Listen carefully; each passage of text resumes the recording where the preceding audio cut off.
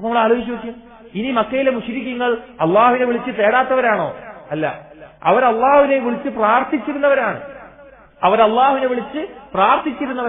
അള്ളാഹു സുബ്ഹാനഹു വ തആല പറയാൻ, ഫഇദാ റകിബൂ ഫിൽ ഫുൽകി, കപ്പലിൽ അവർ യാത്ര ചെയ്യുന്ന സന്ദർഭത്തിൽ അവരെങ്ങാനും കടലിന്റെ നടുവിലെല്ലാം അകപ്പെട്ട് കഴിഞ്ഞാൽ ദഅവുല്ലാഹ്, ആ വാക്കുകൾ ആലോചിക്കണം.